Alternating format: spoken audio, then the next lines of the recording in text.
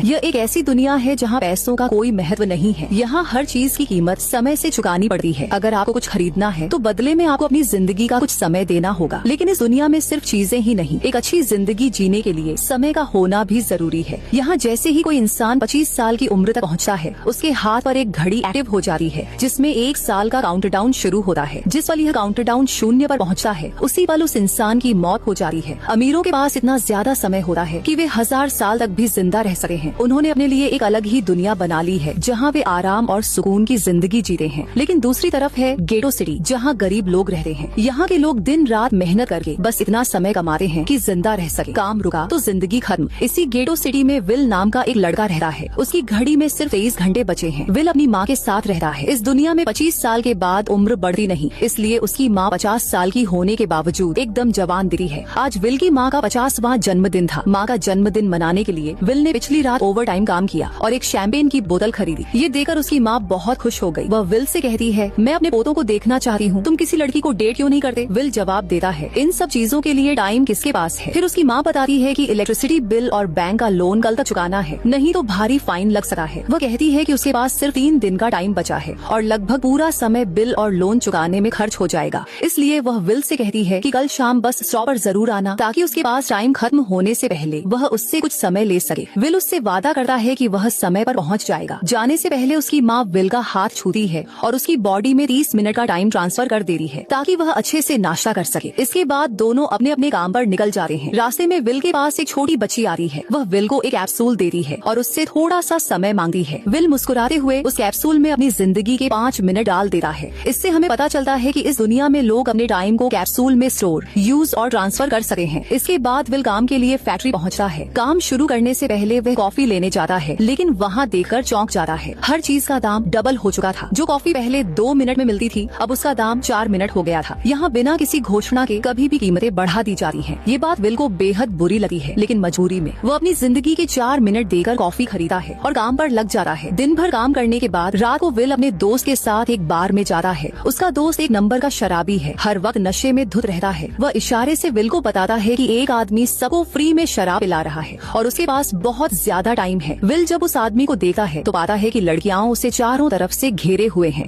उसकी घड़ी पर नजर डालते ही विल को दिखता है कि उसके पास 116 साल का टाइम है। विल समझ जाता है कि वह आदमी ग्रीनविच सिटी से है, क्योंकि गेटो सिटी में किसी के पास ज्यादा से ज्यादा 2 दिन का ही टाइम होता है। विल उस आदमी के पास जाकर उसे चेतावनी देता है कि यहाँ उसका रहना खतरनाक है। यहाँ चोर और गैंगस्टर हैं जो लोगों को मारकर उनका टाइम लूट लेते हैं। लेकिन वह अमीर आदमी यह सब मजाक समझकर इग्नोर कर देता है और पीना जारी रखता है। तभी वहाँ फोर्टिस नाम का गैंगस्टर अपने गिरोह के साथ बार में घुस आता है। उसे देखकर सारे लोग जान बचाकर भाग जाते हैं। फोर्टिस इस शहर का सबसे खतरनाक गुंडा है जो लोगों से जबरदस्ती टाइम छीनता है। विल का दोस्त उसे खींचकर बाहर ले जाना चाहता है, लेकिन विल मना कर देता है और एक कोने में छिपकर सब देखा रहता है। फोर्टिस उस अमीर आदमी से उसका सारा टाइम छीनने आया था। वह उसे टाइम फाइट के लिए चैलेंज करता है, एक तरह की आर्म रेसलिंग, जिसमें दोनों एक दूसरे की कलाई पकड़ते हैं। जिसकी कलाई नीचे जाती है उसका टाइम कम होने लगा है और वह टाइम दूसरे के हाथ में ट्रांसफर होने लगा है। जीतने वाला हारने वाले का पूरा टाइम लेकर उसे मार देता है। फोर्टिस पूछता है, क्या तुम तैयार हो? अमीर आदमी जवाब देता है कि उसने बहुत शराब पी रखी है और उसे थोड़ा वक्त चाहिए। फोर्टिस कहता है, ठीक है, यही तुम्हारी आखिरी इच्छा समझो, और अपना एक आदमी उसके साथ भेज देता है ताकि वह भाग न सके। बाथरूम में जाकर वह आदमी जोर जोर से उल्टियाँ करने लगा है। इस हालत में उसका हारना तय था। तभी विल वहाँ पहुँचता है। वह फोर्टिस के आदमी को मार देता है और उस अमीर आदमी को वहाँ से निकालकर एक सुरक्षित जगह ले आ रहा है। विल उससे कहता है, मैंने तुम्हें पहले ही चेताया था, तुम जानबूझकर अपना टाइम क्यों बर्बाद कर रहे हो? वह आदमी अपना नाम हेनरी बताता है और विल से उसकी उम्र पूछता है। विल कहता है, 22 साल। हेनरी जवाब देता है, मैं 105 साल का हूँ और जिंदगी से थक चुका हूँ। मैंने हर चीज देख ली है, अब मुझे जीना नहीं है। ये सुनकर विल हैरान हो जाता है। हेनरी उससे पूछता है, क्या तुमने कभी सोचा है कि इस दुनिया में अलग अलग टाइम जोन्स क्यों बनाए गए हैं? क्यों गेटो सिटी में बिना किसी चेतावनी के टैक्स और महंगाई बढ़ा दी जाती है? वह बताता है कि यह सब जानबूझकर किया जा रहा है ताकि गरीब लोग मरते रहे और उनकी मौत से ग्रीनविच टाइम जोन के अमीर और अमीर बनते रहे। ये पूरा सिस्टम उन्हीं का बनाया हुआ है। ग्रीनविच में लोगों के पास हजारों साल का टाइम है, जबकि गेटो के लोग रोज जिंदगी के लिए संघर्ष करते हैं। उन्हें मजबूर किया जाता है, महंगाई बढ़ाकर उनका टाइम छीना जाता है ताकि अमीर हमेशा जिंदा रह सके।